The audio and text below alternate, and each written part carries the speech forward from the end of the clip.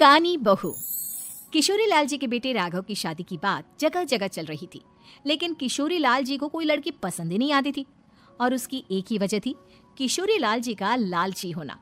उनको लड़की वालों से मोटा दहेज चाहिए था और इसी चक्कर में एक दिन वो एक बहुत पैसे वाले के घर अपने बेटे का रिश्ता लेकर पहुंचे। उस आदमी का नाम था ओम प्रकाश। देखिए किशोरी लाल जी, मेरी एक ही बेटी है और मेरी सारी संपत्ति जायदाद सब कुछ मेरी बेटी नैना का ही है। पापा, नाम से लगता है बहुत खूबसूरत होगी। कितना अच्छा नाम है ना, नैना। ओ वैसे बात तो सही है आपकी। अब इतना पैसा है, जमीन जायदाद है, इकलौती बेटी, आप भी क्या करेंगे? सब कुछ उसे ही देंगे ना। बिल्कुल ठीक पहचाना आपने। बस बेटी की शादी और सारी जायदाद उसके नाम। पापा, बिना देखे हाँ कर दीजिए ना। इतना अच्छा रिश्ता फिर कहाँ मिलेगा? माला माल हो जाएंगे हम। मैं अपनी बेटी को बुलाता हूँ। अरे नहीं नहीं नहीं नहीं, आपकी बेटी का नाम नैना है, सुनकर ही लगता है बहुत सुंदर होगी। रहने दीजिए अंकल, मैं तो आपकी बेटी के नाम से इतना खुश हो गया हूँ कि उसे बिना देखे शादी करने को तैयार हूँ। अब तो मैं उसका चेहरा सीधे शादी के बाद ही देखूंगा। और इस तरह राघव नैना का चेहरा नहीं देखता और उससे शादी कर लेता है। शादी के बाद अपनी सुहाग रात पर जब राघव नैना का घूंघट उठाकर देखता है तो नैना की आंखें बंद थी। कितने खूबसूरत हो तुम नैना, जरा अपनी आंखें खोलकर मेरी तरफ देखो तो सही। नहीं, मुझे शर्म आती है। अरे मैंने तुम्हें शादी से पहले भी नहीं देखा, और अब अगर तुम आंखें खोलकर मुझे देखोगी भी नहीं तो मुझे अच्छा कैसे लगेगा? इससे पहले कि नैना अपनी आंखें खोलकर राघव की तरफ देखती, अचानक से लाइट चली गई और राघव नैना को पूरी तरह से देख भी नहीं पाया। अगली सुबह नैना राघव के लिए नाश्ता बनाकर लेकर आई। अरे ये क्या, आधा पराठा सेका हुआ है और आधा बिल्कुल कच्चा। ये तुमने क्या किया नैना? बहू, तुमने क्या आधा पराठा तवे से नीचे लटका कर रखा था, जो आधा सिका है और आधा कच्चा?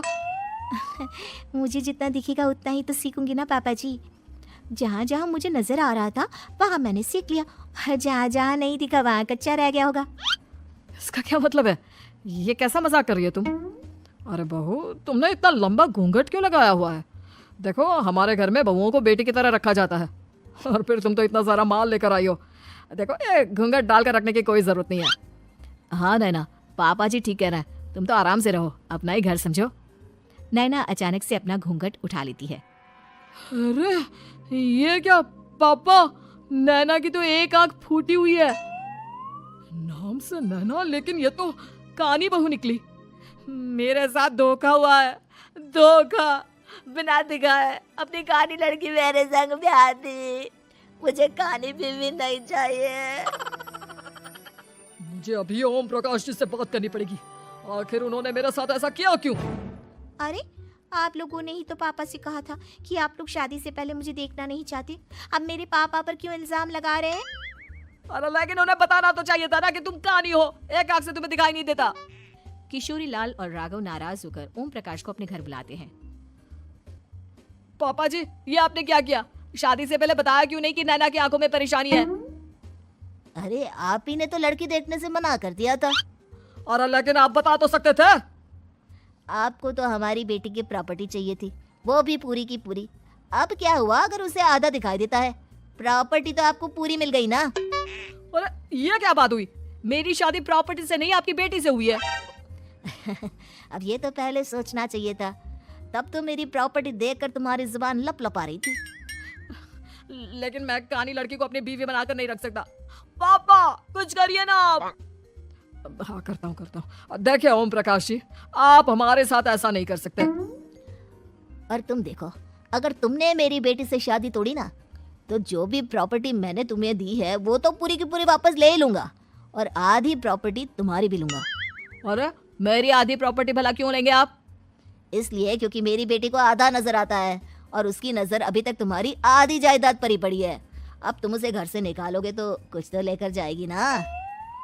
और अगर हम आपकी बेटी को अपने घर की बहू बनाकर रखे तो? तो तुम्हारी पूरी प्रॉपर्टी तुम्हारी ही रहेगी, और जो मैंने तुम्हें दिया है ना, उसमें से बस मैं आधा लेकर जाऊंगा। अरे लेकिन अब आप अपनी दी हुई प्रॉपर्टी में से आधी वापस क्यों लेकर जाएंगे, अगर मैं आपकी बेटी को अपनी पत्नी बनाकर रखने को तैयार हूं तो? इसलिए ताकि भविष्य में अगर तुम मेरी बेटी को धोखा दो तो उसके पास कुछ तो रहे जो पति का हो। वैसे मेरे पास तो बहुत कुछ है, लेकिन अपने पति की कोई निशानी तो उसके पास होनी चाहिए ना। अब अगर तुमने मेरी बेटी को कानी कहा तो तुम्हें प्रॉपर्टी भी कानी ही मिलेगी, पूरी नहीं। जमाए राजा।